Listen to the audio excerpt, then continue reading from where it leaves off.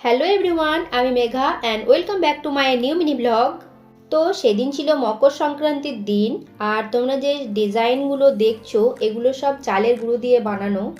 এটা হচ্ছে আমাদের একটা রিচুয়ালস, যেটা মকর সংক্রান্তির দিন ভোরবেলা করা হয়। ঘরের দুয়ারে দুয়ারে ডিজাইনগুলো বানিয়ে শঙ্খ বাজিয়ে প্রদীপ দিয়ে পৌষ লক্ষ্মীকে আমন্ত্রণ করা হয়।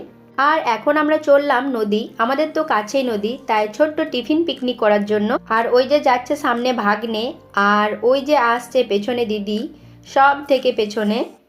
আর আমরা তো বাড়ি থেকে স্নান করে এসেছিলাম, আর আমাদের যেহেতু লেট হচ্ছিল ওই জন্য মা আর মাসিকে বললাম তোমরা আগে চলে যাও, কারণ ওরা নদীতে স্নান করবে। এখন এসে দেখি মা স্নান সেরে নিয়ে সঙ্ঘের সদস্যদের সাথে মিলে স্নানার্থীদের প্রসাদ বিতরণ করছে। এখন আমরা নেমে পড়েছি নদীতে, আর নদীতে বেশ ভিড় ছিল, কারণ মকর সংক্রান্তির দিন ছিল, ওই জন্য স্নানার্থীর সংখ্যা অনেক বেশি ছিল।